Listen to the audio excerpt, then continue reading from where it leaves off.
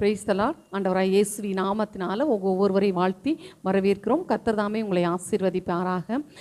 இப்படி கூட நிறைய நாளுக்கு அப்புறம் உங்களை சந்திப்பதில் ரொம்ப மகிழ்ச்சி, சந்தோஷம். கர்த்தர் பெரிய காரியங்களை செய்து வந்து கொண்டிருக்கிறார்.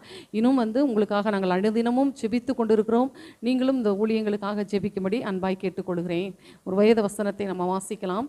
ரூத்தின் சரித்திர புத்தகம் 1ஆம் அதிகாரம் 13ஆம் வசனம் இல்லை 6வது வசனத்தை வாசிக்கலாம். கர்த்தர் தம்முடைய ஜனங்களை சந்தித்து அவர்களுக்கு ஆகாரம் அருளினார் என்று அவள் மோவாப் தேசத்திலே கேள்விப்பட்டு தன் மருமக்களோட கூட மோவாப் தேசத்திலிருந்து திரும்பி வரும்படி எழுந்து. அல்லேலூயா. இந்த சரித்திரம் உங்களுக்கு நன்றாய் அறிந்த சரித்திரமே. இந்த ரூத்தின் சரித்திரம் என்ன என்றால், இது ரூத் அப்படின்றாலே அவங்க மோவாபிய பெண். அந்த பெண் பிள்ளை அவளுடைய பெயரில் ஒரு சரித்திரம் எழுதப்பட்டிருக்கிறது என்றால், இது வேத புத்தகம். வானத்தை பூமியும் படைத்த சர்வ வல்லமையுடைய வார்த்தைகள் அடங்கியது. இந்த வார்த்தைக்கு ஜீவன் உண்டு, வல்லமை உண்டு. இந்த வார்த்தையினாலே நமக்கு பிழைப்பு உண்டு. இந்த வார்த்தையினாலே நமக்கு ஜீவன் கொடுக்கப்படுகிறது. மரித்தவர்கள் எழுந்திருக்கிறார்கள். நம்மளை உயிரடையும்படி எழுதப்பட்ட, கொடுக்கப்பட்ட, நமக்கென்று வைக்கப்பட்ட வார்த்தைகள். இந்த வார்த்தையின் சரித்திரத்தில் அந்நிய பெண்ணாகிய மோவாப் பெண் ரூத் சரித்திரம் என்று எழுதப்பட்டிருக்கிறது. அருமையான தெய்வ பிள்ளைகளே, எப்படி என்று பார்க்கிறீர்களா?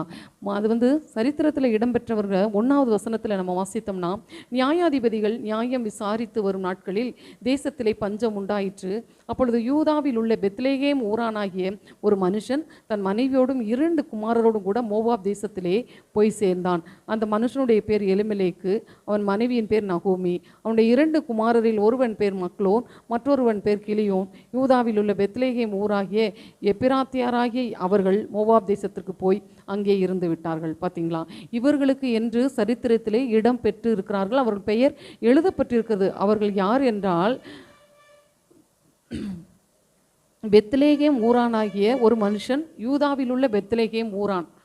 அப்போ எலிமெலேக்குக்கு பேர் அவன் யூதாவில் உள்ள பெத்லேகேம் ஊரான் என்று எழுதி வைத்திருக்கிறார் ஆண்டவர். அவருடைய பெயர், அவனுக்கு 2 மகன்கள், அவங்களுக்கு கிலியோன், மக்லோன் என்று பெயர், மனைவியின் பெயர் நகோமி. எவ்வளோ அழகாக ஆண்டவர் குறித்து வைத்திருக்கிறார். ஆனால் அவங்க என்ன செய்கிறாங்க? சின்ன ஒரு பஞ்சத்தை பார்த்து உடனே என்ன செஞ்சுட்டாங்க? ஊரை விட்டே போயிட்டாங்க. அந்நிய தேசமாகிய அருவருப்பக்கூடிய, கர்த்தரால் அருவருக்கப்படக்கூடிய அந்த மோவாப் தேசத்துக்கு அவங்க போயிட்டாங்க.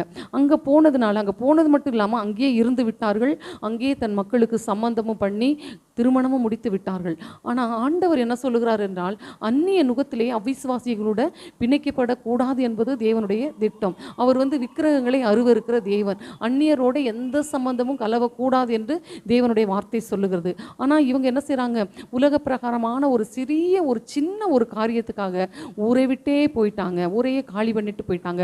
அது போனது மட்டும் இல்லாமல் அங்கேயே போய் இருந்து விட்டார்கள் என்று 2ஆம் வசனம் சொல்லுது. அங்கே இருந்தது மாத்திரம் அல்லாமல் அங்கேயே அந்த ஊர்லேயே தன்னுடைய 2 மகன்களுக்கு சம்பந்தம் பண்ணி அங்குள்ள மக்களோடு சம்பந்தம் பேசி பிள்ளைங்களுக்கு திருமணமும் முடித்து வைத்துட்டாங்க. பார்த்தீங்களா? இவ்வளோ பெரிய காரியங்கள் இவங்க செய்திருக்காங்கன்னு. ஏன்னா சரித்திரத்தில் இடம்பெற்றவங்க, பெயரில் இடம்பெற்றவங்க, பெயர் பொறிக்கப்பட்டவங்க, எழுதப்பட்டவங்க, அந்த இன்னா ஊர்க்காரன் என்று எழுதப்பட்டிருக்கிறது. அவங்க என்ன செய்யிருக்காங்க? அந்நிய ஊருக்கு போயிருக்காங்க. அருமையான தெய்வ பிள்ளைகளே, அங்கே போனதுனால தேவனுக்கு அது பிரியமில்லாமல் இருந்ததுனால அவங்க என்ன செய்தாங்க? அவருடைய நகோமியுடைய கணவர் 2 பிள்ளைகளும் என்ன செய்கிறாங்க? அவங்க இழக்க வேண்டிய சிச்சுவேஷன் வந்துடுது. இழந்த பிறகு அந்த அம்மா என்ன செய்கிறாங்க? நினைத்து பார்த்துட்டு அவங்க என்ன செய்கிறாங்க? அவங்க அப்போ கேள்விப்படுறாங்க. அதுக்கப்புறம் பஞ்சங்கிறது நமக்கு நிரந்தரமே கிடையாது. வாழ்க்கையில் கஷ்டங்கள் வருகிறது நமக்கு நிரந்தரமும் கிடையவே கிடையாது.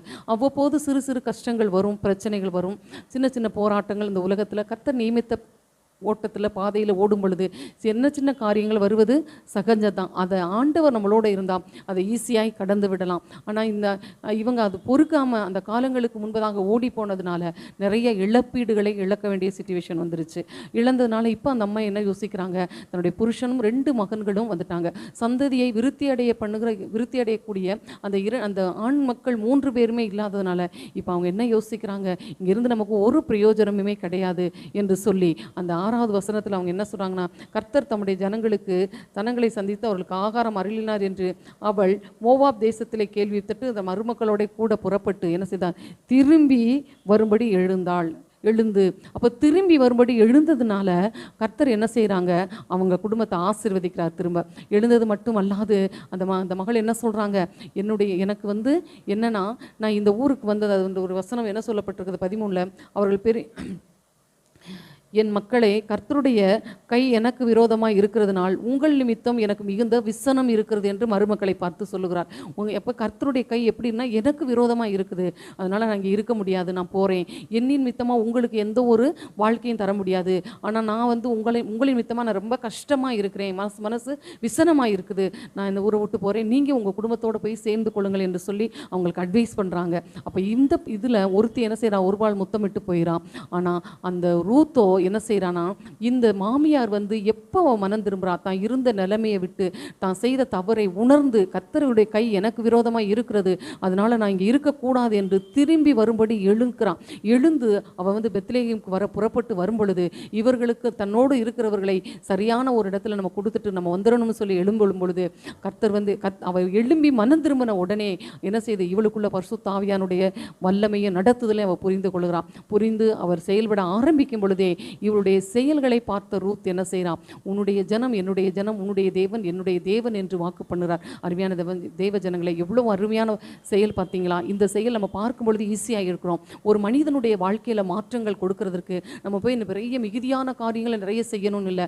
நம்ம வாழ்க்கையில் சேஞ்சஸ், நம்ம எங்கே விழுந்து கிடக்கிறோம், நம்ம எங்கே தேவனுக்கு விரோதமாய் தவறு செய்தோம் என்று உணர்ந்து ஒப்பு கொடுத்து நம்ம மனம் திரும்பும் பொழுதே, இந்த நகோமி மனம் திரும்பின உடனே நம்ம இருக்க வேண்டிய இடம் இது இல்லைன்னு சொல்லி ஆண்டவர் சமூகத்தில் ஒப்பு கொடுத்து தேவனுடைய கை நமக்கு தனக்கு விரோதமாக இருக்கிறதை அறிந்து புரிந்து இருக்க வேண்டிய இடத்தை விட்டு அவள் எழுந்து புறப்படும் பொழுதே வல்லமை புறப்பட்டு அந்த ரூத்தை பற்றி கொள்கிறது. ரூத் என்ன சொல்றா, தன் மாமியாவரை பற்றி பிடித்து கொண்டு நான் உங்களையே பின்தொடர்வேன், நான் திரும்பி போகிறதை குறித்து என்கிட்ட பேசவே கூடாது என்று சொல்லி வாக்கு கொடுத்து மாமியாரை பின்தொடர்கிறார். அருமையான தேவ ஜனங்களே, அப்போ மாமியாரை பின்தொடர்ந்து வரும் பொழுது அவளுடைய செயல்கள் எல்லாம் ஆசீர்வாதமாக இருக்கிறது.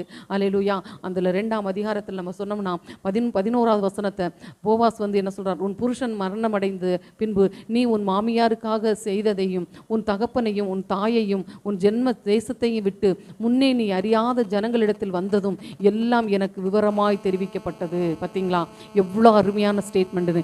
இனத்தையும் ஜனத்தையும் விட்டு மாமியார் வீட்டை விட்டு எல்லாம் அதாவது தகப்பன் வீட்டையும் இன ஜன ஜந்துக்கள் எல்லாத்தையும் மறந்துட்டு இவங்களை நீ வந்து செய்த நற்கிரியல் எல்லாத்தையும் நான் அறிந்திருக்கிறேன்னு சொல்லி அவ்வளவு அழகாக சொல்கிறாரு. அதனால் உன் செய்கைக்கு தக்க பலனை கர்த்தர் என்ன செய்வார், உனக்கு கட்டளையிடுவாராக. கர்த்தர் வந்து உன்னுடைய செய்கையெல்லாம் அறிந்திருக்கிறாரு.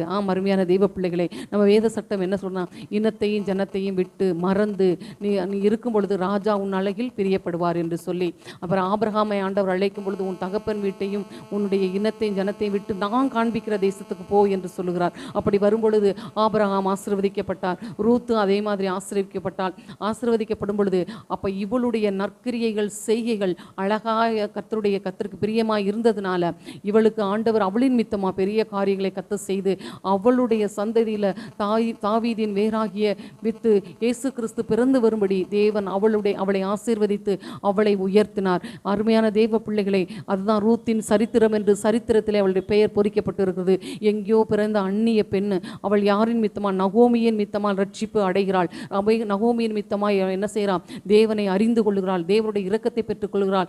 போவாஸ் பைபிள் எழுதப்பட்டிருக்கிறது. போவாஸ் ஆகிய கிறிஸ்து பரம பிதாவாகிய ராஜாதி ராஜனுடைய கண்களிலிருந்து நமக்கு தயவும் கிருபையும் வர வேண்டும் என்றால் நம்மை சூழ்ந்திருக்கிற உலக பாரம்பரியங்கள், உலக கட்டுகள், உலக சாபங்கள், உலகத்தில் உண்டாகிற எல்லா சுகபோகங்களையெல்லாம் விட்டு எழுந்திருந்து தேவனுக்காக நம்ம நின்றோம்னா கர்த்தர் நிச்சயமாக நம்மை ஆசீர்வதிப்பார். நகோமியை போல விழுந்து போன இடத்தை சரியாய் கண்டுபிடித்து எழும்பி திரும்பி வர நம்மளை ஒப்புக் கொடுக்கும் பொழுது நம்மளுடைய நடக்கையை கண்டு மருமக்களாக இருந்தாலும் சொந்தங்களாக இருந்தாலும் அக்கம் பக்கமாக இருந்தாலும் நிச்சயமாக பின்தொடர்வாங்க.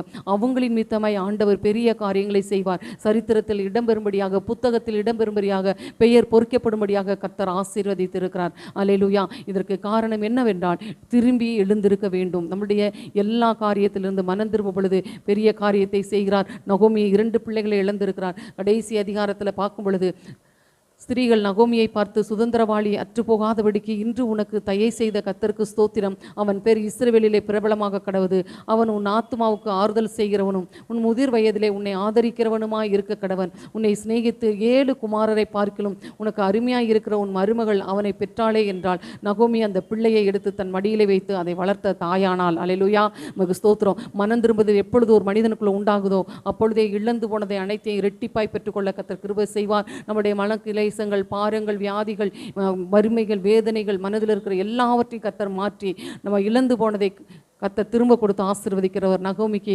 கடைசி காலங்களில் மடியிலே போட்டு பிள்ளையை வளர்க்கிற ஒரு பாக்கியத்தை கர்த்தர் கொடுத்தார். அல்லேலூயா. அந்த சந்ததியில் தான் ஆண்டவர் ஆண்டவராக இயேசு கிறிஸ்து பிறந்து வரும்படியாக ஒரு சரித்திரத்தில் இடம்பெறுகிற ஒரு தகுதியை பெற்றுக்கொள்கிறாங்க. அருமையான தேவ பிள்ளைகளே, நம்மளுடைய செயல் கர்த்தருக்கு முன்பதாக உண்மை உள்ளதாக இருக்கணும். ஒருவேளை உங்களில் யாராவது தேவன் கொடுத்த ஆசீர்வாதத்தை இழந்து உலகத்தை பார்த்து நீங்கள் துளைத்து விட்டுட்டு கஷ்டமான சூழ்நிலை இருந்தால் இன்னைக்கு தூசியை உதறிவிட்டு எழுந்துருங்க. சூழ்நிலை விட்டு எழுந்திருந்து தேவனிடத்தில் திரும்பி வாங்க. கர்த்தர் உங்களை ஆசீர்வதித்து உயர்த்த வல்லவராய் இருக்கிறார். அவர் அருமையான தேவன். உங்களை உயர்த்தி உங்களை ஆசீர்வதிப்பார். உங்கள் பிறகாக அநேக ஜனங்களை கூட்டி சேர்ப்பார். ஊழியத்தில் மாற்றம் வரும், குடும்பத்தில் மாற்றம் வரும், சமுதாயத்தில், சங்கத்தில், எல்லாத்துலேயும் நீங்கள் ஆசீர்வதிக்கப்படுவீங்க. கர்த்தர் பெரிய காரியங்களை செய்து உங்களை உயர்த்த வல்லவராய் இருக்கிறார், போதுமானவராய் இருக்கிறார். நம்ம செபிப்போம். எங்கள் அன்பின் பரலோக பிதாவே, இயேசு கிறிஸ்துவின் நாமத்தில் நாங்கள் செபிக்கிறோம். இந்த நாளிலே பிரச்சனைகளில் இருக்கிற ஒவ்வொரு மக்களையும் உடைய கருத்தில் கொடுக்கிறோம். ஏதாவது ஒரு தடைகள், பிரச்சனைகள், பாரங்கள் இவர்களுக்குள்ளே இருக்குமானால் தேவ ஆவியானவர் அவளை ஆசீர்வதித்து ஆண்டவரே எல்லா தீங்குக்கும் விலக்கி பாதுகாத்து கொள்ளுங்க. தடையாய் நிற்கிற பிரச்சனை இயேசுவின் நாமத்தில் தடைகளை அகற்றுவீராக, பிரச்சனைகளை மாற்றுவீராக. உடைய வல்லமை உள்ள கரம் ஓங்கிய புய ஒவ்வொருவரை தாங்கும்படிக்கா செபிக்கிறோம். ஆண்டவரே அப்பா, நீர் பாதுகாத்து கொள்ளுங்க அப்பா. ஆண்டவரே நன்றியோடு ஸ்தோத்திரிக்கிறோம். எழுந்திருக்கட்டும், தூசியை உதறிவிட்டு எழுந்திருக்கட்டும். ஆண்டவரே சூழ்நிலைகளை மாற்றி ஆண்டவர் ஒவ்வொரு குடும்பத்துக்கும் ஆசீர்வாதத்தை தரும்படிக்காய் இயேசு கிறிஸ்துவின் நாமத்தில் ஒப்பு கொடுத்து செபிக்கிறோம் நல்ல பிதாவே, ஆமென். என் ஆத்துமாவே கர்த்தரை ஸ்தோத்திரி, என் முழு உள்ளமே பரிசுத்த நாமத்தை ஸ்தோத்திரி. என் ஆத்துமாவே கர்த்தரை ஸ்தோத்திரி, கர்த்தர் செய்த சகல உபகாரங்களையும் மறவாதே. ஆமென். God bless you. ஆண்டவராகிய இயேசு கிறிஸ்துவின் நாமம் மகிமைப்படுவதாக. CDM AG சபையின் சார்பாக உங்களை வாழ்த்தி ஆசீர்வதிக்கின்றோம். எங்களோடு இணைந்து தேவாதி தேவனை ஆராதிக்க வாருங்கள். அபிஷேகம் நிறைந்த ஆராதனையும் ஜீவனுள்ள தேவனுடைய வார்த்தைகளும் எங்கள் திருச்சபையின் வாயிலாக நடைபெறுகிறது. ஆராதனை நேரங்கள்: பரிசுத்த ஆராதனை ஞாயிற்றுக்கிழமை தோறும் காலை 9 மணி முதல் 11 மணி வரை நடைபெறும். உபவாச ஜெபம் வெள்ளிக்கிழமை தோறும் நடைபெறுகிறது. பெண்கள் கூடுகை மாதத்தில் கடைசி வியாழக்கிழமை நடைபெறும். போதகர் ஐக்கியம் மாதத்தில் கடைசி திங்கட்கிழமை தோறும் நடைபெறும். எங்களுடைய முகவரி 18 கொன்னவாயின் சாலை, SNR பெட்ரோல் பேங்க் எதிரில், மதுரை. தங்களை அன்புடன் வரவேற்பது பாஸ்டர் ஜெபஸ் செல்வம். தொடர்புக்கு 8608529228 9789215567.